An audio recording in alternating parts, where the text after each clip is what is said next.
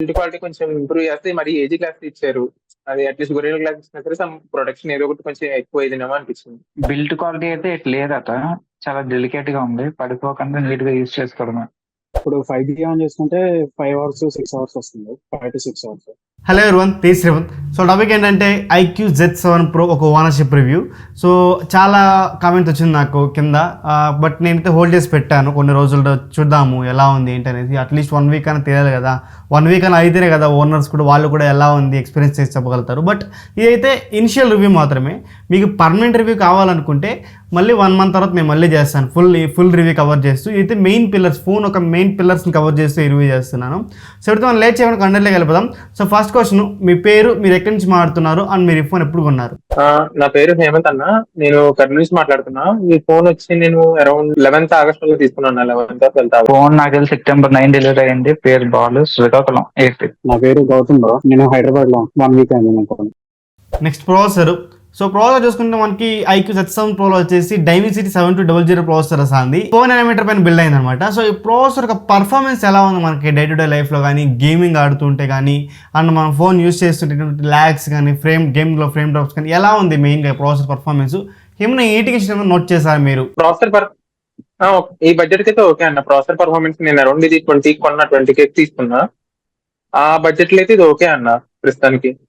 And మిగిలిన వాటితో compare చేసినా సరే ఇది బాగానే పర్ఫార్మ్ చేస్తుంది. అంటే కన్సిస్టెంట్ గా ఉంది, ఎక్కడ ఫ్రేమ్ డ్రాప్స్ కానీ ఎక్కడ నేను నోటీస్ చేయాలి. BGMI ఆడుతున్నా నేను స్మూత్ అండ్ ఎక్స్ట్రీమ్ లో. అండ్ టెంపరేచర్ కూడా మరీ అంత హైకి రీచ్ అవ్వట్లేదు. డైలీ టాస్క్ అయితే ఈజీ హ్యాండిల్ చేస్తుంది ప్రాసెసర్. అంత వర్స్ట్ అని అనిపించలేదు నాకు ఎక్కడ. గేమ్స్ నేను ఆడలేదు, కానీ డే టు డే గేమ్స్ అసలు ఒకటి కూడా ఆడలేదు, నాకు అలవాట్లేదు. కానీ పర్ఫార్మెన్స్ మాత్రం చాలా బాగుంది. డే టు డే లో ఎక్సలెంట్ గా ఉంది, లాగింగ్ అసలు ఉండదు. యాప్స్ కూడా అన్ని చాలా స్పీడ్ గా వర్కౌట్ అవుతున్నాయి, మల్టీ టాస్కింగ్ బాగుంది, అంతా బాగుంది. అసలు లాగ్ అనే మాట లేదు. డైలీకి అయితే పర్లా బాగానే ఉంటుంది, కానీ గేమింగ్ హెవీగా ఆడాలంటే కష్టం. గేమ్ ఎక్కువసేపు ఆడుతుంటే హీటింగ్ అవుతుంది, లైట్ గా వామ్ అవుతుంది, హీట్ అవుతుంది కానీ వామ్ అవుతుంది. మనకి iQOO Z7 Pro చూసుకుంటే 120Hz AMOLED full HD plus AMOLED display వస్తుంది, దట్టు కర్వ్ డిస్ప్లే వస్తుంది. సో ఈ కర్వ్ డిస్ప్లే ఒక ఫీలింగ్ ఎలా ఉంది మీకు? అండ్ మోర్ ఓవర్ 120Hz అంటున్నారు కదా, సో అన్ని యాప్స్కి 120Hz సపోర్ట్ ఉందా?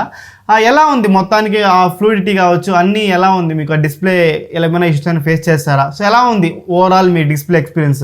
డిస్ప్లే అయితే బాగుందండి. అంటే చూసిన వెంటనే కొంచెం అట్రాక్ట్ అవుతారు ఎవరైనా AMOLED డిస్ప్లే ఫస్ట్ టైం వచ్చింటే. అండ్ కర్వ్ డిస్ప్లే వల్ల కొంచెం ఎక్స్పీరియన్స్ కూడా బాగుంది. అండ్ అన్ని యాప్స్ దీంట్లో 120Hz సపోర్ట్ చేసినాడు. నాకు ఫర్ ఎగ్జాంపుల్ యూట్యూబ్ ఉంటే 60Hz లోనే వర్క్ అవుతుంది, 120కి వెళ్ళట్లే. అలాగే ఇన్స్టా కూడా అప్పుడప్పుడు 120 చూపిస్తుంది. అన్ని యాప్స్ అయితే ఇంకా సపోర్ట్ లేదన్న, ఇంకా తీసుకురావాలి 120Hz. పాత సామ్సంగ్ మొబైల్స్ ఉంటాయి కదా, కలర్ డిస్ప్లే, ఒకప్పుడు గెలాక్సీ ఆ సిరీస్ వాడుతున్నట్టుంది డిస్ప్లే పరంగా. డిస్ప్లే కానీ డిజైన్ కానీ అలాగే ఉంది సేమ్. డిస్ప్లే అయితే ఫస్ట్ టైం వాడుతున్నా, కర్వ్ డిస్ప్లే చాలా బాగుంది. ఇష్యూస్ ఏం లేవు ప్రెసెంట్. మూవీస్ చూసినా, ఏది చూసినా అంత బాగుంది. గేమింగ్ లో మాత్రం కొద్దిగా ఆ కర్వ్ టచ్ అవుతుంది అప్పుడు. మనకి iQOO Z7 Pro చూసుకుంటే 4600 mAh బ్యాటరీ ఇస్తుంది, అండ్ ఆల్సో 66 వాట్స్ ఛార్జర్ని బాక్స్లో ఇంక్లూడ్ చేస్తున్నారు అనమాట. సో మీకు ఛార్జింగ్ ఎక్కడానికి ఎంత టైం పడుతుంది అండ్ స్క్రీన్ టైం ఎంత టైం వస్తుంది మీకు? నాకు నార్మల్ అంటే హెవీ యూసేజ్ గేమింగ్ కానీ ఏం ఆడకుండా నార్మల్ జనరల్ గా టెక్స్ట్ కానీ లైక్ యూట్యూబ్ స్క్రోలింగ్ అనేది కూడా వైఫై యూస్ చేస్తుంటే 6 hours వస్తుందండి around. And normal mobile data use చేసుకుంటే 4 to 5 hours వస్తుందన్న. సేమ్ ఇదే, ఇంకా గేమింగ్ అయితే యూస్ చేయకుండా జస్ట్ యూట్యూబ్ టాస్క్ లాంటివి చేస్తుంటే. అండ్ గేమింగ్ చేస్తుంటే ఒక half an hour కి నాకు నియర్లీ 10% అయితే డ్రాప్ అయిందండి. మరి అది దేని విషయమో ఏంటో తెలదు. ప్రాసెసర్ 4nm అంటున్నారు, కానీ నేను రియల్మీ నార్జో 20 Pro యూస్ చేస్తున్నాను లాస్ట్ టైం. అది 12nm ప్రాసెసర్. అది దానికి దీనికి నేను అంత మేజర్ డిఫరెన్స్ అయితే చేయలే. యాక్చువల్లీ ఇది కొంచెం ఎక్కువ బెటర్, అంటే ఎక్కువ ఉంటుందని ఎక్స్పెక్ట్ చేసిన. అది ప్రాసెసర్ మారిందండి, AMOLED డిస్ప్లే కొంచెం ఇంకా ఎక్కువ ఉంటుంది, బ్యాటరీ కాబట్టి ఎక్స్పెక్ట్ చేస్తే. కానీ రెండు ఒకేలా అనిపించింది నాకు, అంత డిఫరెన్స్ అయితే కనబడలే యూసేజ్ లో. పర్లేదు, అంటే 1 డే యావరేజ్ గా యూజ్ చేస్తే 1 డే, డే మొత్తం యూజ్ చేస్తే 2 times పెట్టుకోవాలి. ఒక యావరేజ్ యూజర్ కి 1 డే కంప్లీట్ గా వస్తుంది. అంటే మరీ డే మొత్తం మొబైల్లో పట్టుకుంటే ఈవినింగ్ కల్లా అయిపోద్ది. గేమర్స్ కి అయితే మాత్రం అంతగా పనికి రాదు. డే టు డే వాడే వాళ్ళకి బాగానే ఉంటుంది నాకు తెలిసి. నేను ఈరోజు మార్నింగ్ 8 o'clock కి 100% ఎక్కించాను, ఇప్పుడు 79 ఉంది. నేను ఇవాళ మార్నింగ్ చూస్తాను, 0 to 100 55 minutes పడుతుంది. ఇప్పుడు 5G ఆన్ చేసుకుంటే 5 hours 6 hours వస్తుంది, 5 to 6 hours. 5G పూర్తిగా ఆఫ్ చేసుకొని లొకేషన్ మొత్తం ఆఫ్ చేసుకుంటే మనకు 6 to 7 hours వస్తుంది. నెక్స్ట్ చూసుకుంటే build quality and design. So మీకు డిజైన్ ఎలా అనిపించింది, బిల్డ్ క్వాలిటీ ఎలా అనిపించింది? చాలా పల్చగా ఇచ్చారు, ప్లాస్టిక్ ఫ్రేమ్తో ఇచ్చారు. సో ఎంటైర్ మీకు బిల్డ్ క్వాలిటీ ఒక ఎక్స్పీరియన్స్ ఎలా ఉంది అండ్ డిజైన్ మీకు నచ్చిందా? డిజైన్ అయితే ఓకే అన్న, కొంచెం స్లిమ్ గా తీసుకొస్తున్నారు. అది కాకుండా వెయిట్ ఎక్కువ కాబట్టి ఓకే, డిజైన్ పరంగా ఓకే. కానీ బిల్డ్ క్వాలిటీ కొంతమంది మరీ పలుచగా తిరిగిపోతుందేమో అన్న భయం అయితే ఉంది నాకైతే. బ్యాక్ పాకెట్ లో పెట్టుకుంటే ఏమైనా తిరుగుతుందేమో, లేకపోతే ఏమైనా హెవీ ప్రెస్ తిరుగుతుంది అన్న కొంచెం అయితే ఉంది. అండ్ కాకపోతే నేను ఎక్కడ అంత మేజర్ గా ఎక్కడ చేయలేదు. అండ్ ఏదైనా సౌండ్స్ కానీ సమ్ బెండ్ చేసినప్పుడు అలాంటి అయితే నేను చూడలేను ఇప్పటి వరకు. బిల్డ్ క్వాలిటీ అయితే ఇట్లా లేదట, చాలా డెలికేట్ గా ఉంది. పడిపోకుండా నీట్ గా యూజ్ చేసుకోవడమే, పడిపోతే పని అయిపోయినట్టే.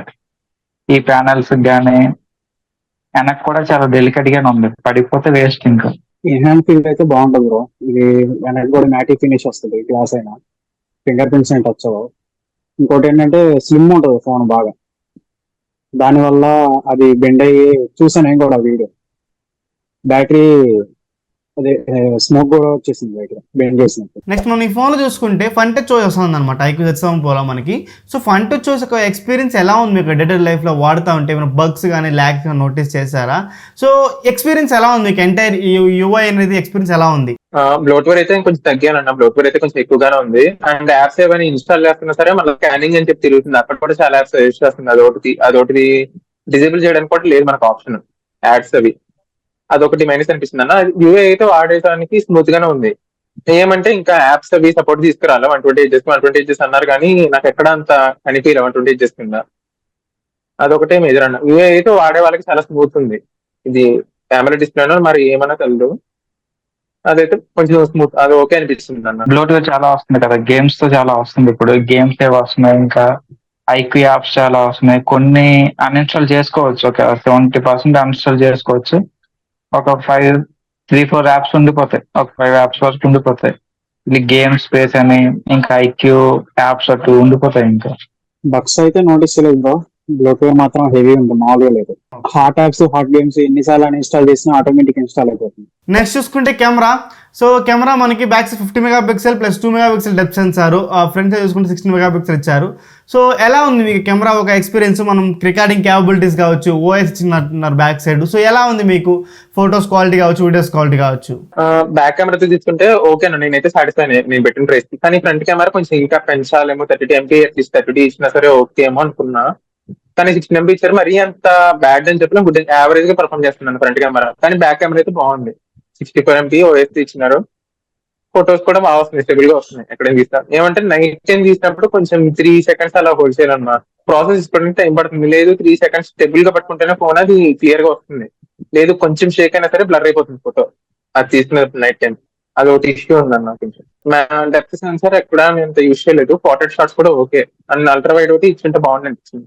నేను వీడియోస్ పెద్దగా తీయలేదు, కానీ పోర్ట్రేట్ షాట్స్ చాలా బాగా వస్తున్నాయి. బ్యాక్ కెమెరా పోర్ట్రేట్ షాట్స్ చాలా బాగున్నాయి. ఇంకా నైట్ కెమెరా కూడా చాలా బాగుంది. నైట్ టైం ఫోటోగ్రఫీ తీసినప్పుడు ఎక్స్ట్రీమ్ లో కండిషన్ లో కూడా ఫోటో నీట్ గా వస్తుంది. అంటే నీట్ గా అంటే బెటర్, మిగిలిన మొబైల్ తో పోల్చుకుంటే బాగానే ఉంది. ఫుల్ చీకట్లోకి వెళ్ళి ఫోటో తీసినా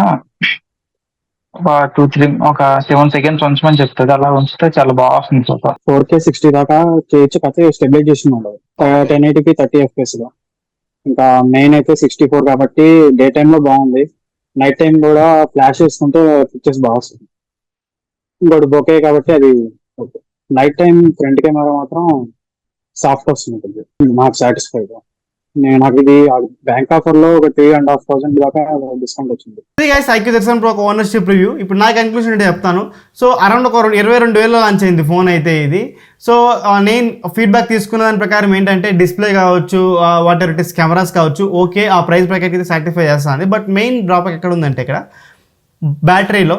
సో బ్యాటరీ డ్రాబ్యాక్ అని చెప్పను, ఎందుకంటే వాళ్ళు ఇచ్చిందే 4,600 mAh కాబట్టి మనం తక్కువ ఎక్స్పెక్ట్ చేస్తాం. ఎట్ట యూస్ చేసినా వాళ్ళు అరౌండ్ 5 to 6 hours అని చెప్తున్నారు. సో 6 hours రావాలి, ఎటువంటి స్క్రీన్ ఎలా వచ్చినా కూడా స్క్రీన్ అంటే మనకి 6 hours రావాలి. బట్ వాళ్ళైతే కొంతమందికి 5 hours, కొంతమంది 6 అవర్స్ వస్తుంది అనమాట. కొన్ని స్క్రీన్ షాట్స్ మీకు చూపిస్తాను చూడండి. కొంతమంది ఆఫ్లైన్లో మూవీ చూస్తున్నప్పుడు కొంచెం ఎక్కువ డ్రైన్ అవుతుందంటున్నారు. మేబీ వీళ్ళు ఏమైనా ఫ్యూచర్లో అప్డేట్ ఇచ్చి ఏమైనా ఫిక్స్ చేస్తారో తెలియాలి. బట్ యాజ్ ఆఫ్ నో అయితే బ్యాటరీ డ్రైన్ ఇష్యూస్ అయితే లేదు. బట్ వాళ్ళు ఇచ్చిన బ్యాటరీకి వాడు వస్తున్న స్క్రీన్ టైంకి ఓకే, మనం ఎక్కువ ఎక్స్పెక్ట్ చేయలేము. 4500 4600 mAh బ్యాటరీని మనం 5000 mAhతో కంపేర్ చేయలేం కదా. సో అరౌండ్ 6 అవర్స్ వస్తుందన్నమాట. కొంచెం బ్యాటరీ తక్కువనే, మైండ్లో పెట్టుకోండి అది ఒకటి. అండ్ ఇంకోటి ఏంటంటే బిల్డ్ క్వాలిటీ, గుప్తా ఇన్ఫర్మేషన్ టెక్నాలజీలో బిల్డ్ క్వాలిటీ జస్ట్ ఇట్లా బెండ్ చేస్తేనే బ్రేక్ అయిపోయింది. కొంచెం దానిలో మైండ్లో పెట్టుకోండి ఫోన్ కొనుక్కునేటప్పుడు. బిల్డ్ క్వాలిటీ అంటే లైక్ మనం జీన్స్ ప్యాంట్ లోపల పెట్టుకున్నాం అనుకోండి, కొంచెం ఎక్కువ టైట్గా ఉండి నువ్వు ఇట్లా బెండ్ అయినావు అంటే కూడా కొంచెం కొన్నిసార్లు ఇరిగిపోయే ఛాన్సెస్ ఉంటుంది అనమాట. సో చాలా పల్చగా ఉంది కాబట్టి అలా అయ్యే ఛాన్సెస్ ఉంటుంది. అండ్ ఇంకోటి నేను ఇంకో చెప్పాలనుకుంటుంది ఏంటంటే 4nm బిల్డ్ అయింది, Dimensity 7200 ప్రాసెసర్ అంటున్నారు కదా. సో అందుకని గేమింగ్ కోసం మాత్రం లుక్ వేయకండి ఈ ఫోన్ పైన, ఎందుకంటే ఖచ్చితంగా మీ ఫ్రెండ్ కోసం నోటీస్ చేస్తారు. ఎందుకంటే ఇది గేమింగ్ కోసం బిల్డ్ చేసిన ప్రాసెసర్ అయితే ఖచ్చితంగా కాదు. బట్ ఆడుకోవచ్చు, ఇష్యూస్ అయితే లేదు, ఆడుకోవచ్చు. బట్ గేమింగ్ కోసం అయితే ఖచ్చితంగా కాదు. మీ గేమింగ్ కోసం అయితే బెటర్ చాయిస్ ఉంది, పోకో F5 అలాంటి చాయిస్ ఉందన్నమాట. బట్ ఇదైతే ఒక day to day all rounder phone అనుకోవచ్చు. అందరికీ ఒక నేను గేమ్స్, లైట్ ప్లస్ కెమెరా అన్నీ ఒక ఆల్రౌండర్ ఫోన్ అనుకోవచ్చు. ఆ బ్యాక్స్ ఆరో లైట్ అన్నీ కలుపుకొని. బట్ ఈ ఫోన్కి నేను ఇచ్చే రేటింగ్ అయితే 7. ఎందుకంటే ఆ బిల్డ్ క్వాలిటీ కావచ్చు, కెమెరాస్ కొంచెం ఇంప్రూవ్మెంట్. ఈ కెమెరాస్లో నాకు అల్ట్రా వైడ్ యాంగిల్ ఇవ్వలేదు. 20,000 దాటేస్తా ఉంటే ఖచ్చితంగా అల్ట్రా వైడ్ యాంగిల్ ఇవ్వాలి. సో అదొక్కటి నాకు మైనస్ అనిపించింది. అండ్ బ్యాటరీ డిపార్ట్మెంట్లో ఇంకొకటి మైనస్ అనిపించింది. 3 పాయింట్లు నాకు మైనస్ అనిపించింది.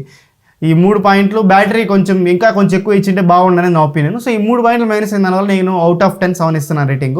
సో ఇది గైస్ ఫైనల్గా ఓనర్షిప్ రివ్యూ అయితే iQOO Z7 Pro ఓనర్షిప్ మీకు ఎలా అనిపించింది కింద కమెంట్ సెక్షన్లో మెన్షన్ చేయండి. ఎవరికైతే news signing off. Thanks for watching. By by now.